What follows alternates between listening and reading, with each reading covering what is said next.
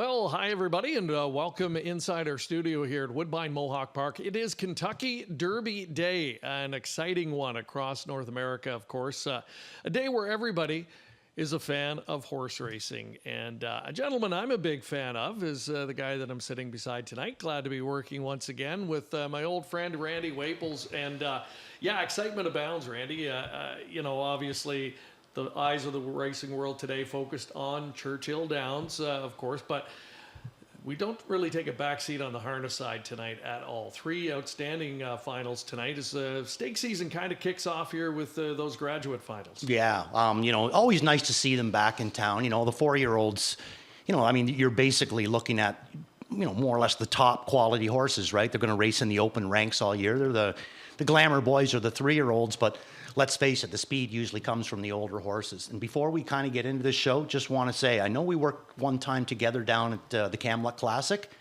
Just as a real honor. Thank you. Carry on. He makes me blush all the time. It's incredible. Right. This is the time of year that we get excited about, right? And some of the horses that we talked about before coming on camera that we're excited to see back in action. We think there's some budding not stars, superstars, right, potentially, right? Right, yeah. Well, the first one that would come to mind would be Paquette. I don't think that there's been a mistake made with him so far, you know what I mean? Like between Carl and Jody, Carl training, Jody driving. There just hasn't really been a mistake made, Last week, like he was in, when you'll see that replay, he was in a situation where I don't think he should have been able to get there, and he still did. He had to go to the bottom of the well, but sometimes horses need that. They need to get tired to get stronger, and he's been really, really careful with them all along. He let him sizzle a little bit last week, and boy, like I said, he came from a spot that he shouldn't have won. You'll see it. Yeah. And, most normal horses can't do that. And today in the car driving down, I was thinking about that, how exciting this older trotting division is in Canada this year. Maybe the likes that we haven't seen before if everything goes well for them. And you reiterated that tonight when I got here, talking about it. And, you've got a pretty good frame of reference. You're the guy that drove Sandpail. So. Right. Yeah, it was deep then, and it was deep before that. Not we've always had deep trotting, maybe not as deep as some years or whatever, but this year, unbelievable. Like you can name them from top to, not all of them. Like let's just take a look at a few of them there. Right now the three big guns are going to be Gaines Hanover, Fashion Frenzy, and Logan Park. Then you're going to be bringing in Paquette, who I think can go every lick with them. Yeah. Then you're going to bring in Highland Kismet, who was second in the Hambletonian last year off of an incredibly tough, not the easiest of journeys on a dirty day, So, there's 5 right there that anybody would just kill to have in their barn. And, there's going to be more too. There's going to be horses coming up from the States. You know what I mean? Like it's our trotting division this year is going to be scary. Yeah, 3 graduate divisions as we saw tonight. So a real nice way for these horses to start their season, kind of in against their own kind in the provincial program. And Paquette's going to be a nice test for him tonight in the largest field of those 3 graduate finals this evening. So let's dive into tonight's race program, and let's go through the races tonight. Some great matchups, including right off the bat, race number 1. We're going to see 4 of the 10 starters tonight go head-to-head again. They all met last time. Yeah.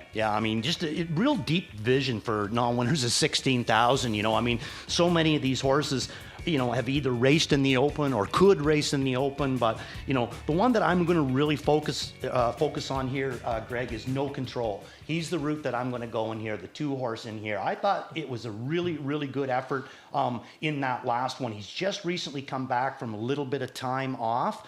0 for 8 this year starting out, but 3 for 13 last year. He knows how to win races.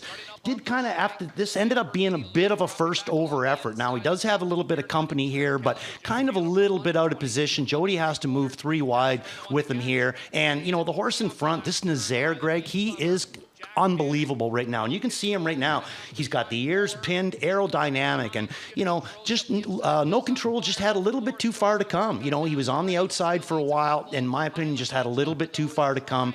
Coming in this last race with a little bit of a stale date. As a matter of fact, too, he'd missed a couple of weeks of racing. So I just think that, each time that he races, he's going to get a little bit stronger. And honestly, I don't see, other than maybe one or two, I don't see this group as tough as this last week's group. If you were going to rate his performance there, then an ABC type thing, what B would you plus. give him? B plus? Yeah, I think I'd give him a B plus in there.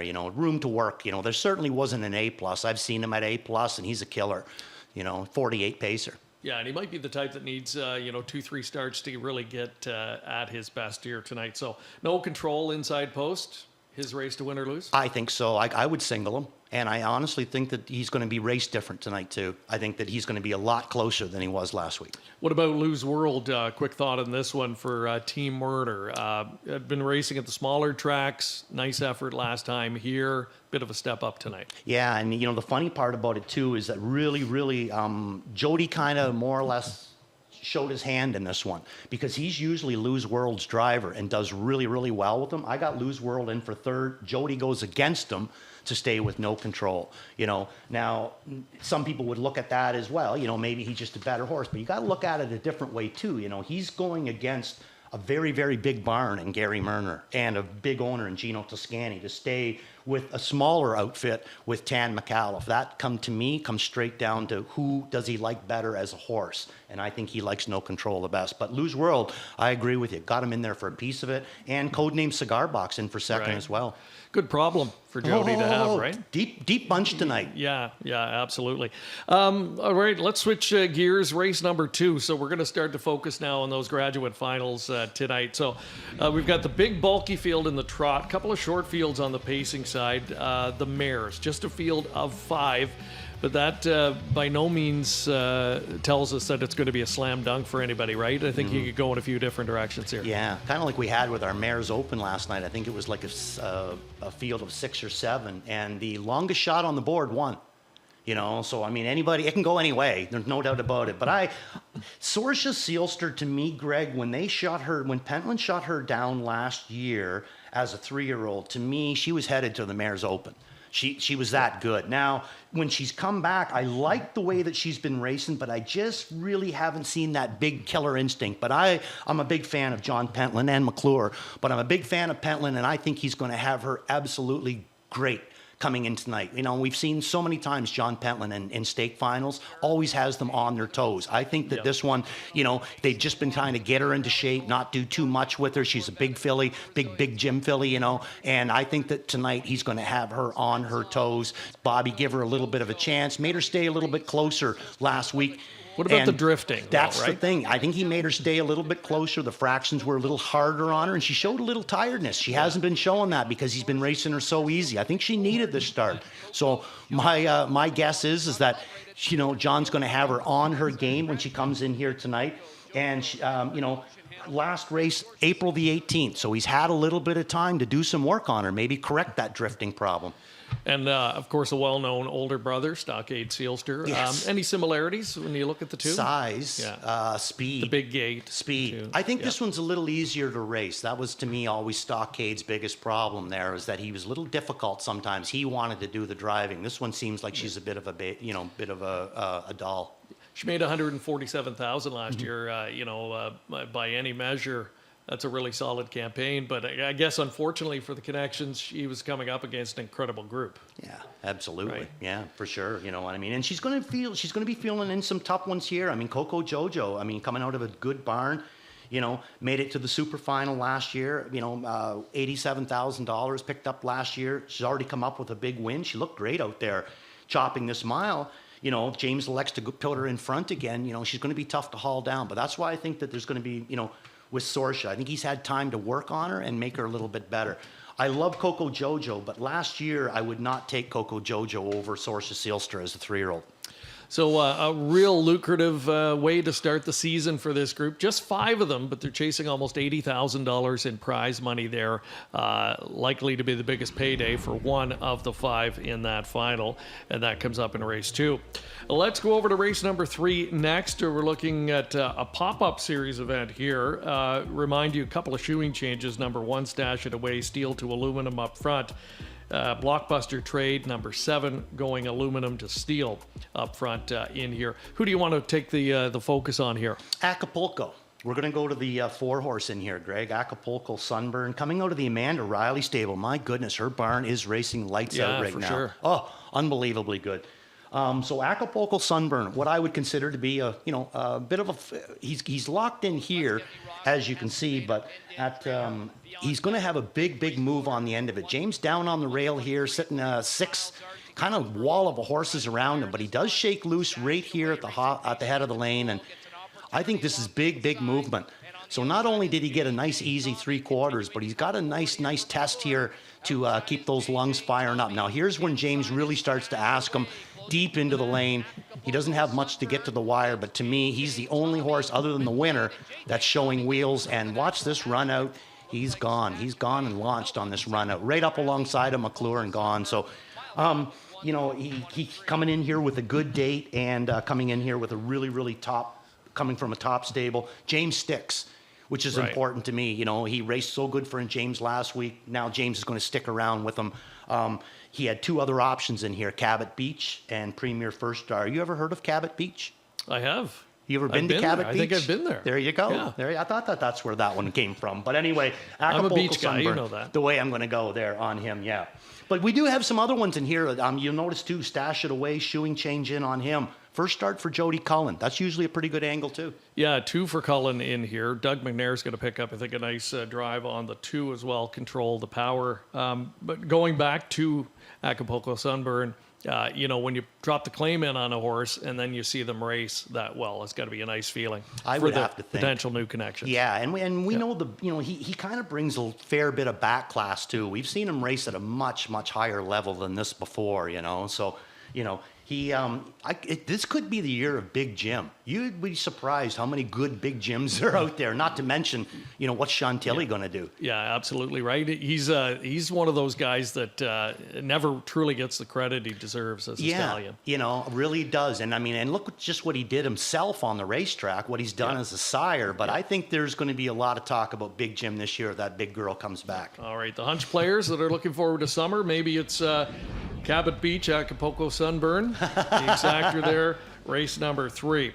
We're going to skip next to race number 5 here tonight. Now, this is a good-looking condition event. 5-year-olds and younger, non-winners of $2,000 or $30,000 lifetime. So you've got really a mix of horses in terms of this classification, and an interesting newcomer in Franco Santana, post 9 for him. Yeah, interesting horse. We've had a few of these horses coming over from Australia and New Zealand, and I usually take a wait and see approach on them because I can't really more or less understand the lines that they're giving to me. You know what I mean? You might have a 50 pacer that's been showing 240 like this one.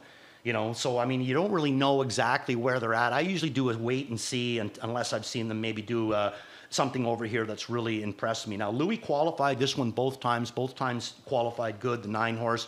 And, came back on with him. But he's not going to stick with him. He's going to go someplace else. And I'm not going to go with him in this one, but he's going to go set shot for Doc Moore. Doc Moore up here had raced odds on platinum, I think it was last night. She raced amazingly good, I think, so he looks like he's off to a good start. But Light Up the World is the way that we're going to go for Tony Beaton, Mac and Carol Nickel, James McDonald again. Yeah, just 4 starts last year, Randy, but he showed a lot in those 4 starts, right? Yeah, all early too, in the Dreammaker and that. It looked like he was going to go into the Dreammaker and then just sail through it. Look at the lines, 51 last quarters in 26 seconds as a 2-year-old. And then, he, in the final of the Dreammaker, he goes off at 15 cents on the dollar, makes a break, and we don't see him since. Obviously, there was an issue there. now he's come back with, in my opinion, two very solid qualifiers. Now this one here, it's a nice qualifier that he the Light Up the World's putting together, and that's Brigade on his back, who's a pretty nice horse himself. And if you look at it there, he comes a quarter in 28 seconds to come that last quarter in 26-1. So back half in 54-1. I say that he is ready to rock it. So you can't really train them much faster than that to get them ready. You know what I mean? So I say he's ready to go in there, and he's got big shoes to fill of his own from what he showed us last year.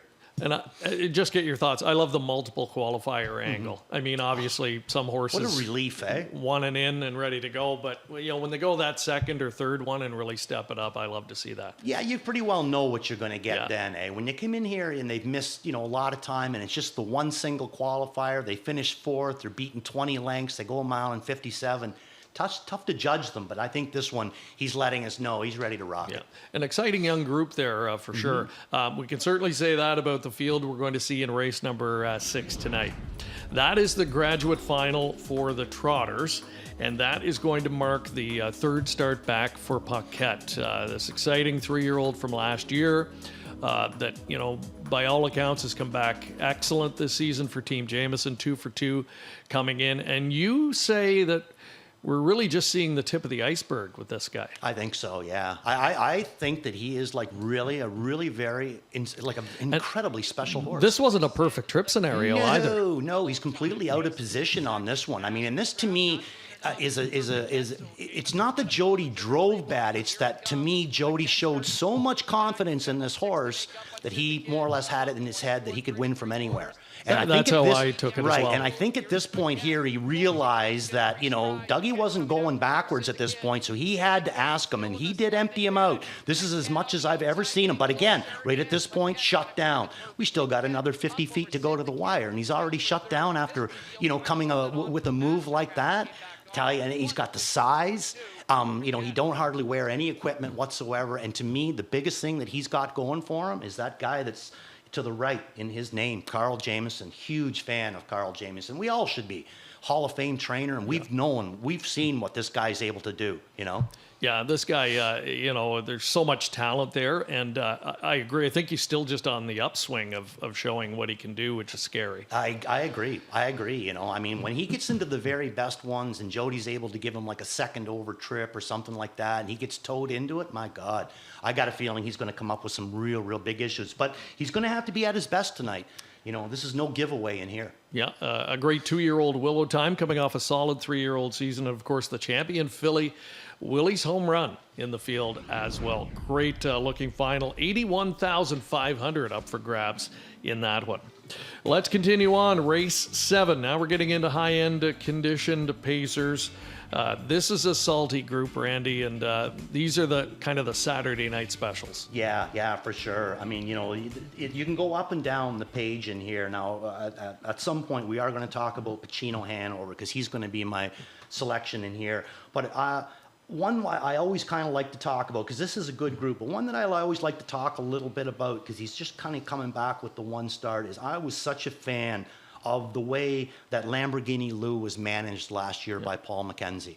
I mean, this guy did pretty well all of his racing in the Prospect Series, and look what the final total for his year end, just short of $150,000, and then claimed for huge money. $50,000. He was he was a 3-year-old at the time, so he'd go for around 75, I guess, with his allowance. So 75 on to the 147. That was a pretty good year of management by Paul McKenzie. And to start the season, it's hard to believe that he hasn't found the winner's circle yet in 4, but I think that's a testament to the competition that he's had to face early on.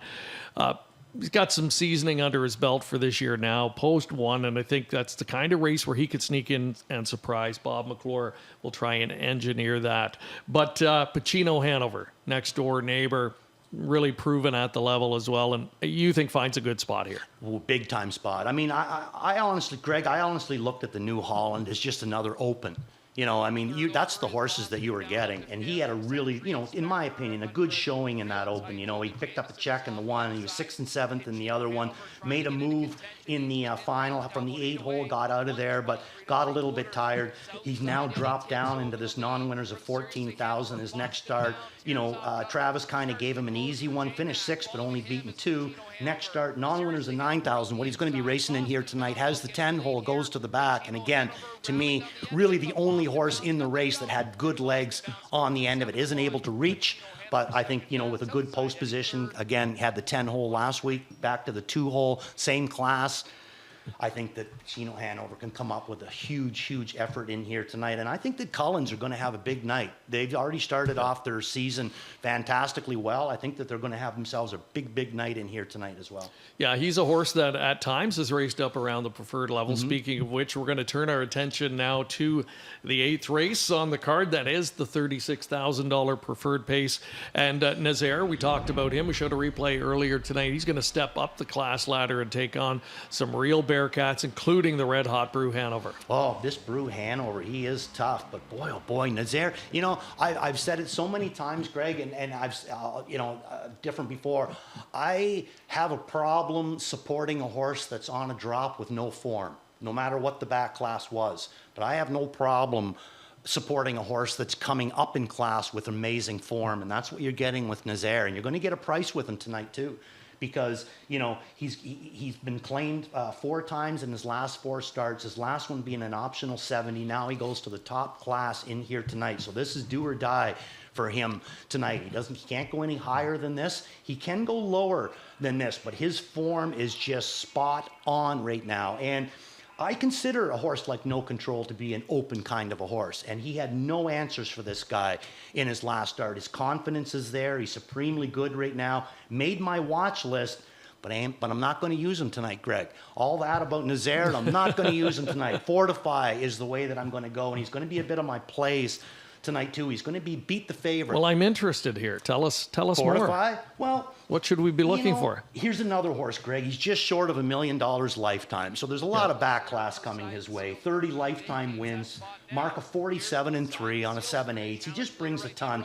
I love the way Baras's horses race. You know, I mean, I just think that they do a really good job. And, you know, this guy here, you know, he raced in the preferred when he came back off of a little bit of a layoff. He got an easy one, only got beat a length and 3/4. Next start, 8 hole, he takes a big 3 wider in there, drops into the non-winners of 14, an easy first over winner. And then this start here, again, the only horse to me that had good wheels on the end of it, that he kept coming forward. I like to see that with a horse, you know, and he's coming back into this kind of a class. Great field tonight. And Brew Hanover, got to ask you. I mean, he's the hot horse coming in. What is it about him that makes you pick against him tonight? Well, I mean, he's got this drift on the end of his miles usually. Now, last week wasn't so bad. You know, he didn't seem like he drifted quite as bad. But he does do that once in a while, get drifting out across the track. And sooner or later, he's going to have one sitting on his back that's going to be a good horse. And they're going to have a free shot up the inside of him. Right. And, you know, I just think that any horse that keeps cutting miles, at some point, they're going to start to show tiredness. Maybe it's going to be, you know, now. So I'm going to go with a horse like Fortify, who I think can bring that back class, has gate speed, you know, if he wants to use it. And if he can get away close to him or, you know, stay 2 hole, 3 hole, or even 4 hole, I think he can kind of take him down. So that's the route that I'm going to go in here. But there's a couple other deep ones. I mean, this Xeron horse is, you know, when he's on his game, he's an open horse. Jabberwocky. Yeah, you know, sure. I you know, is he on his game right now? I don't know, but he's, you know, he's pretty close to it. Yeah, great group tonight in the preferred. Really intriguing group. Some, you know, like you say, some horses moving up the class ladder, some new faces, and some future preferred horses, no doubt. We're going to get a look at in race 10. That's the graduate, the Ontario side graduate final for the Pacers. Just a field of 5 to go postward there. But what a stellar group and an intriguing group when you look at some of the names in there. It marks, you know, the second start back for Fun Time by Yama. Horse, we know had controversy around him last year. Had missed so much time away. Great to see the horse back in action. and maybe a quick assessment of his first start back here. I liked his first start back. I thought it was a good effort, but something to build on. You know, I mean, if I was to grade it, I would say that it was, solid B, giving him, room to move forward there. John Rawlis was working with me last week, Greg, and he ended up talking to Andrew Harris, and they ended up having to put a screw in the one ankle. So, obviously with surgery and that, there was probably a lot of standing in the stall. I don't think a lot of people realize that sometimes that, sometimes a horse has time off, but you can kind of keep the fitness going.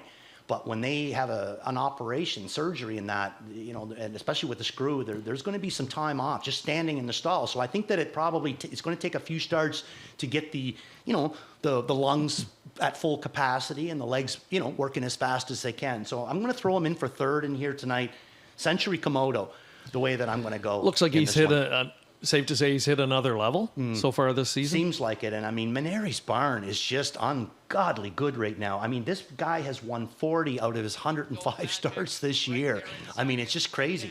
Training at a 5:03 so far. But this guy, he's got different ways to race him. This is one of the few times that I've seen actually Dougie drop the hammer, put him in front and say, catch me if you can.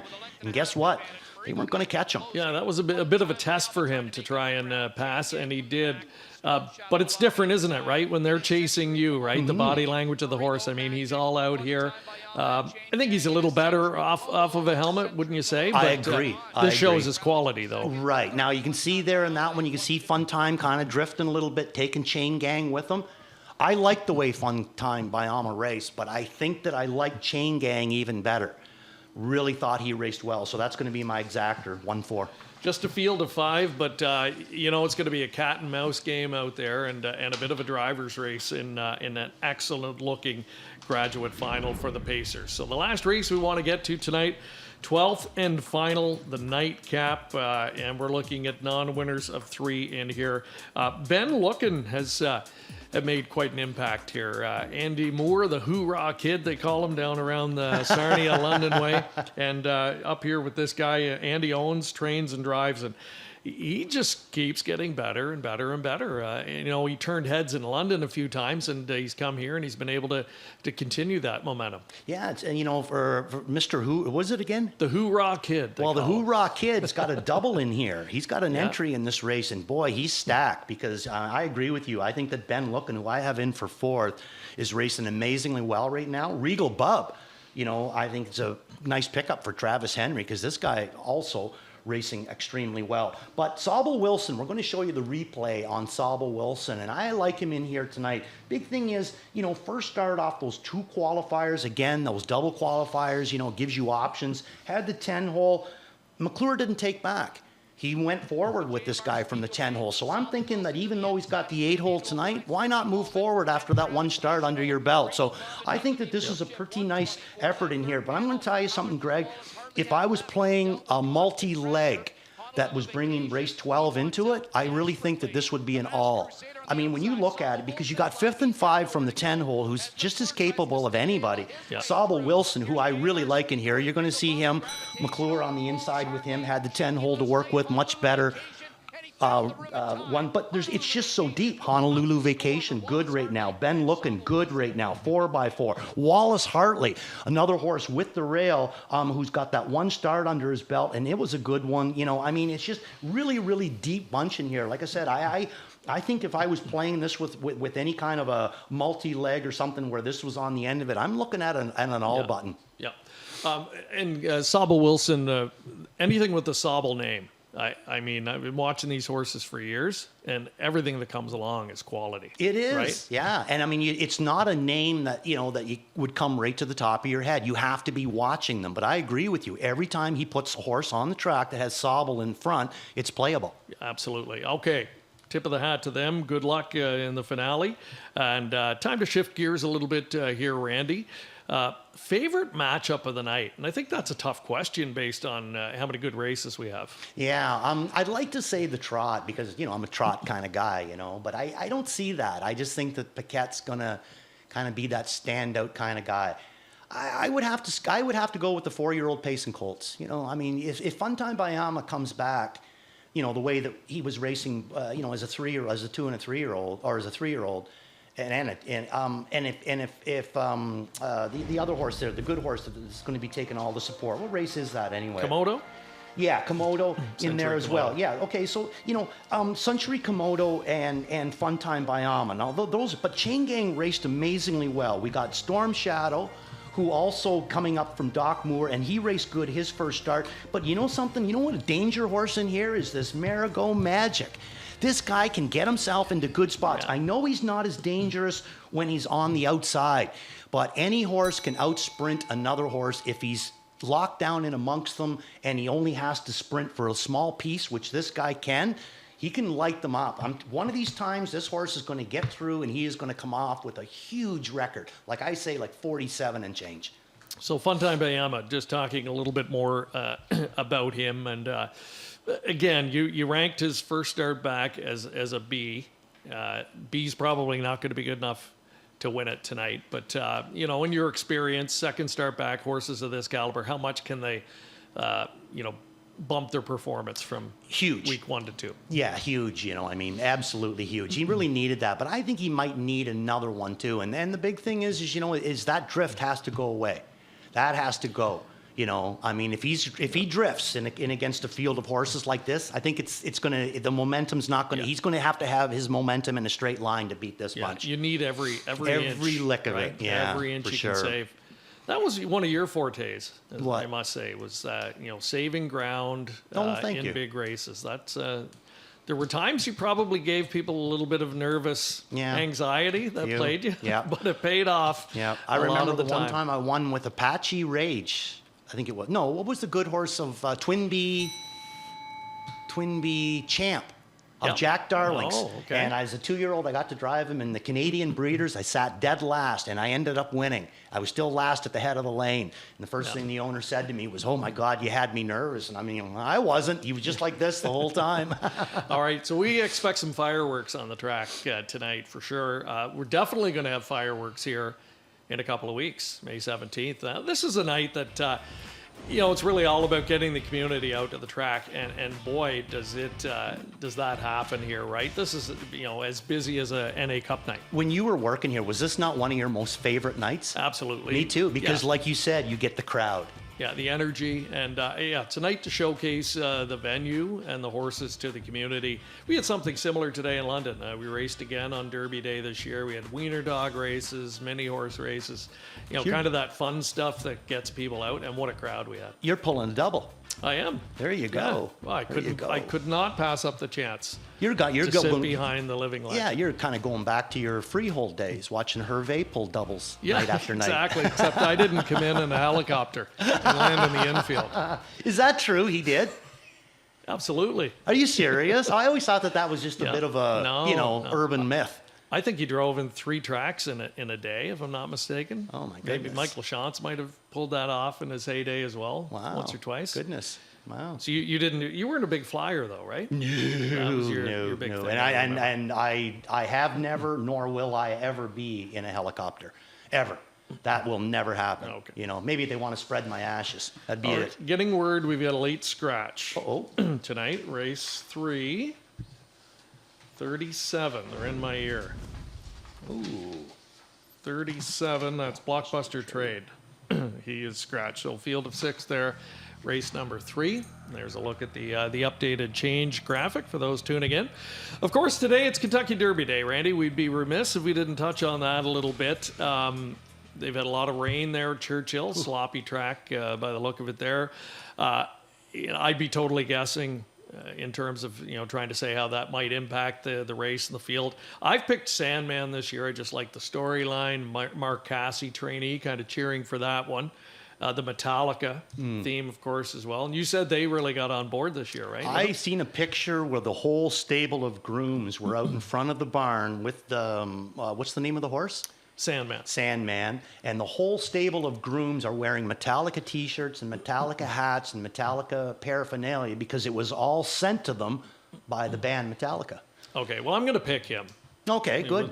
Factor all that. What about you? I'm going to go Citizen Bull with Martin Garcia. I originally was planning on going with Rodriguez, with Mike Smith. veteran jockey, kind of veteran, staying with the veteran sort of thing.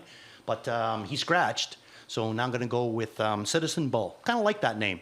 All right, so that's coming up not too long from now. Of course, everybody here on track, you'll get to watch and wager on the Derby. Let's go to our plays of the night here, though, Randy, and tell us what you've got. Well, we're going to start off in race number 1, Greg, and I'm going all in the first race. I'm trying to get the people, with a bit of a bonus. I don't think he's going to pay a whole lot, but No Control is going to be my all in. Then on to race 3, Waples Watch is going to be Acapulco Sunburn. Big effort in his last one. Beat the favorite is going to be Fortify.